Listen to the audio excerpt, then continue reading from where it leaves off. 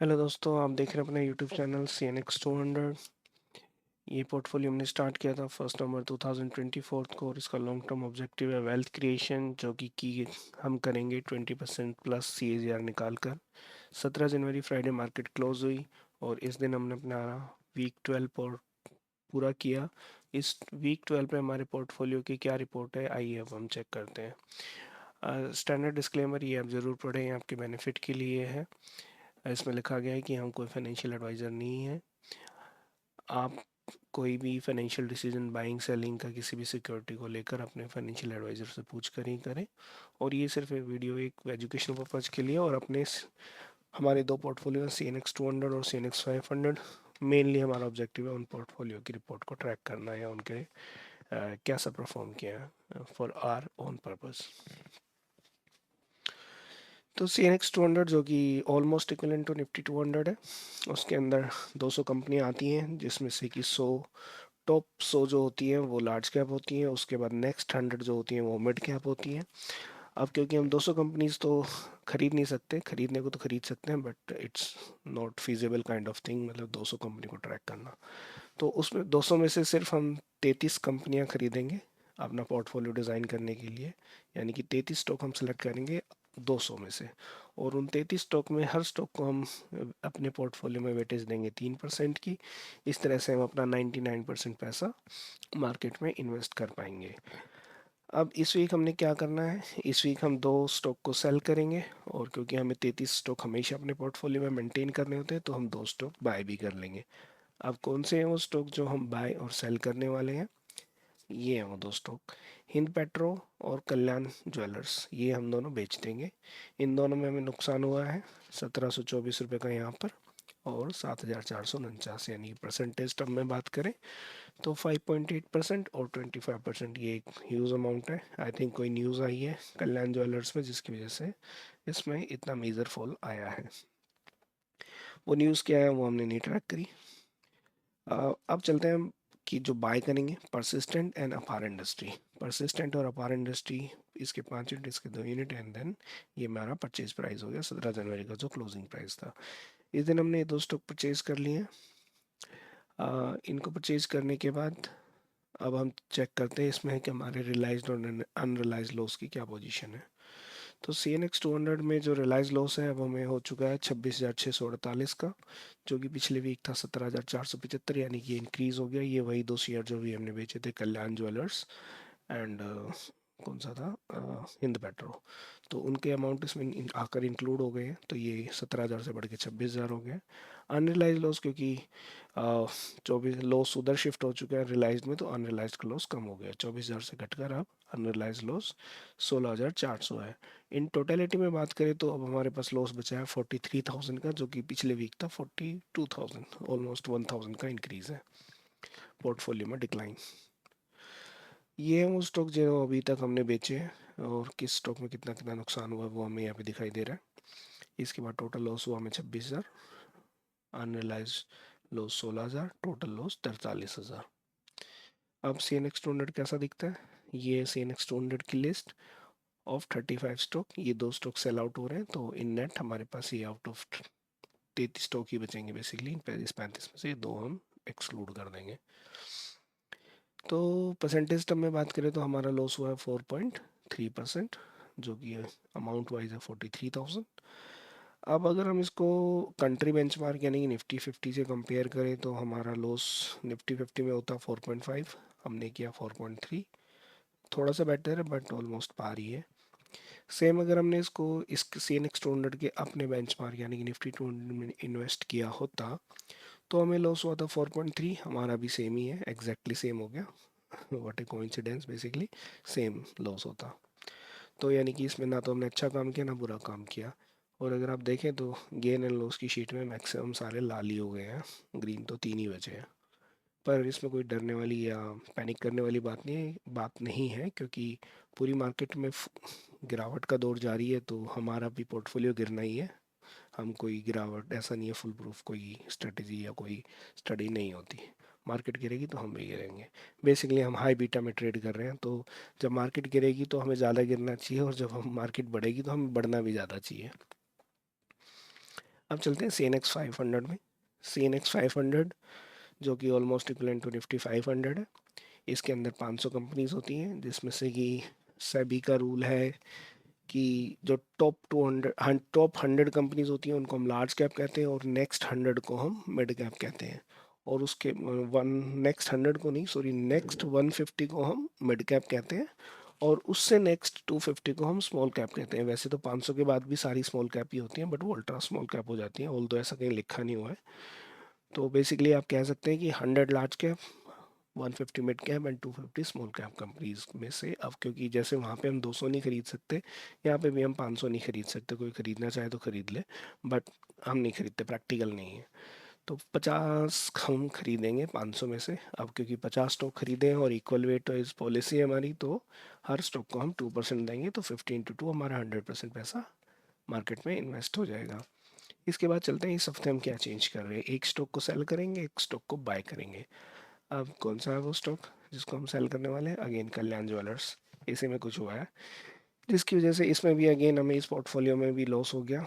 14 नहीं, सॉरी, 4,910 का लॉस हो गया। परसेंटेज में 25% का लॉस हो गया। किससे रिप्लेस करेंगे? इंडस टावर से। इसको हम खरीद लेंगे। ये परचेज डेट गलत डाल दिए, इसको मैं चेंज कर दूंगा बाद में। 17 जनवरी होना चाहिए इसे। तो ये हम इसको 17 जनवरी का क्लोजिंग प्राइस था ये, इस पे हम बाय कर लेंगे। चलते हैं नेक्स्ट स्लाइड में। इस पे रिलाइज्ड अनरिलाइज्ड की क्या पोजीशन है। तो रिलाइज लॉस्ट है 39,580। लास्ट वीक था ये 34,000। ये कल्याण ज्वेलर्स वाला लॉस ही इसके अंदर ऐड हो गया है इस हफ्ते, तो ये इंक्रीज हो गया है। अनरिलाइज लॉस 41,000, लास्ट वीक था 34,000, यानी कि इसमें अनरिलाइज्ड फर्दर इंक्रीज हो गया है, क्योंकि जो फॉल आया था वो निफ्टी 50 में कम था, और जो सी एन एक्स 200 के बियॉन्ड जाके, यानी कि स्मॉल कैप में वो फॉल इस बार ज़्यादा बड़ा था। तो यानी कि 34,000 से इंक्रीज हो गए हैं 41,000, यानी कि यहाँ पे ज़्यादा लॉस हुआ है।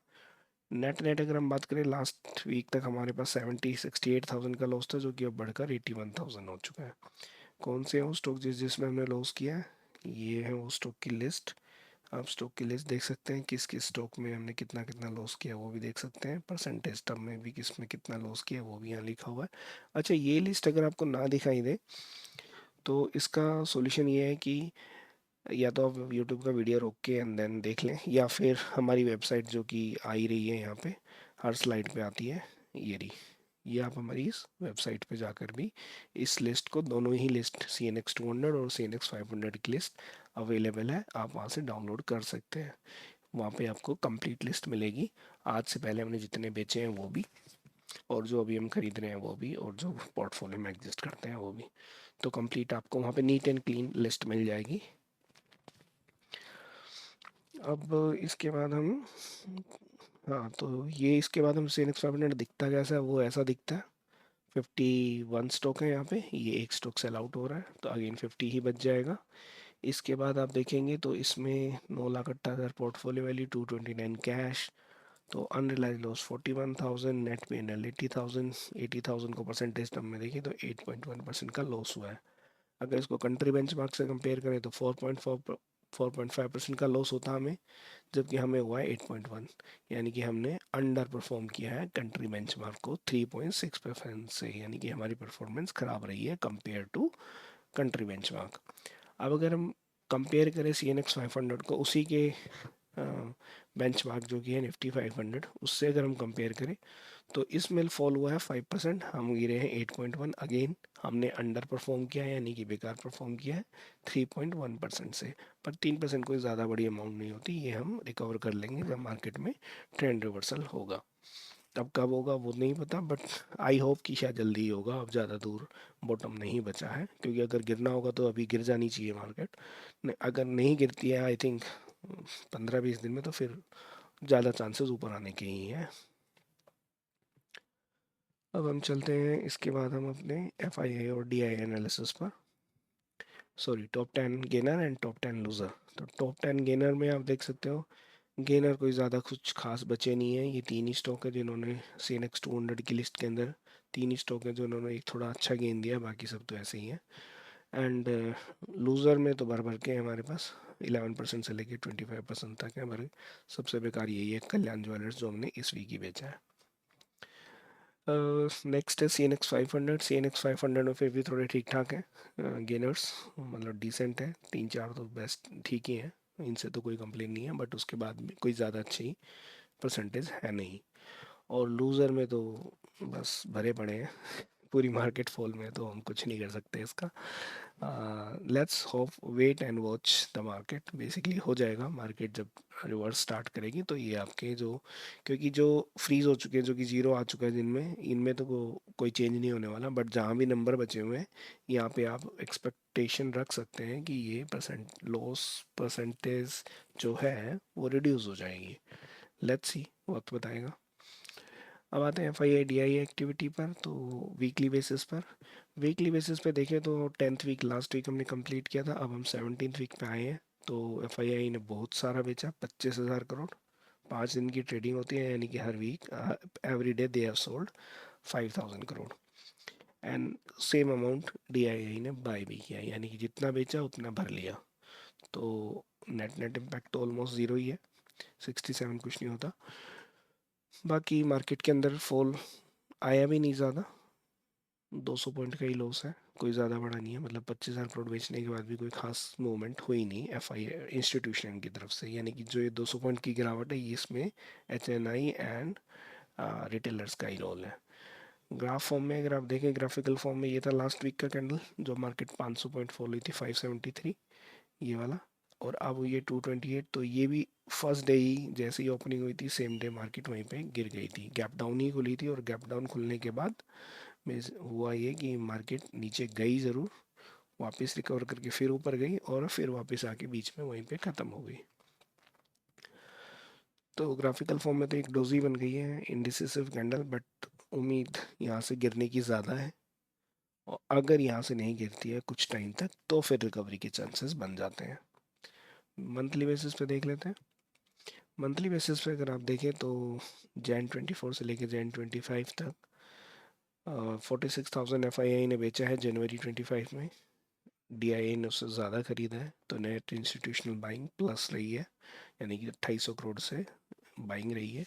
2,200 करोड़ की बाइंग होने के बावजूद भी 550 पॉइंट मार्केट गिर गई है, और इस गिरने की रीज़न यही रहा कि रिटेलर एंड HNI ने शॉर्ट किया मार्केट को। अब ये शॉर्ट करने के बाद हमने देखा 2024 को ऊपर ही ऊपर था, एकदम बिल्कुल स्टीप प्राइस, और अब एकदम से स्टीप फॉल आना स्टार्ट हो गया है। ऑलमोस्ट हमने 6 महीने का 2 3 4 4 महीने का हमने राइस गवा दिया है। 4 महीने का राइस गवाने के बाद अब हम वापस वहीं आ गए हैं। इलेक्शन रिजल्ट जब आए थे जिस दिन, उसी कैंडल के नीचे ट्रेड करना हमने स्टार्ट कर दिया। अगर ये यहाँ पे गिरने का होगा तो गिर जाएगा, नहीं गिरता तो देन हम एक्सपेक्ट कर सकते हैं कि शायद उठेगा। मतलब पोजीशन यहाँ पे अच्छी नहीं है, मंथली बेसिस पे भी गिरने के चांसेस बच हैं, गिर सकती हैं। उसके बाद हम आते हैं एनुअल परफॉर्मेंस पे। एनुअल परफॉर्मेंस में देखें तो एनुअल परफॉर्मेंस 46,000 करोड़ की सेलिंग हो चुकी है, ये सेम ही नंबर है क्योंकि जनवरी हम फर्स्ट मंथ पर ही है, मंथ के अंदर ही है। तो 46,000 करोड़ की सेलिंग है, 49,000 करोड़ की बाइंग है। अगेन वही रिजल्ट, 559 पॉइंट। तो एनुअल बेसिस पे देखें तो 5 साल हमारे बहुत अच्छे रहे हैं, अभी साल ये स्टार्ट ही हुआ है, just mid of the month. तो अभी इस कैंडल को देखना इतना भी क्या कहूँ, वैल्यू नहीं रखता या मटेरियल नहीं है, basically you can ignore it because of materiality. अभी बहुत पूरा साल बाकी है। तो एनुअल बेसिस पे तो हमारे थॉट में कोई चेंज नहीं है, we are still bullish on annual basis, but yes weekly and monthly basis पे थोड़ा रिस्क नज़र ज़रूर आ रहा है कि आने वाले 10-15 दिन क्रूशियल होंगे, मार्केट गिर सकती है। अगर 10-15 दिन मार्केट निकाल लेती है तो फिर उसके बाद राइज के चांसेस बन जाएंगे। आई थिंक ये हमारी लास्ट स्लाइड थी। Thank you all for watching the channel.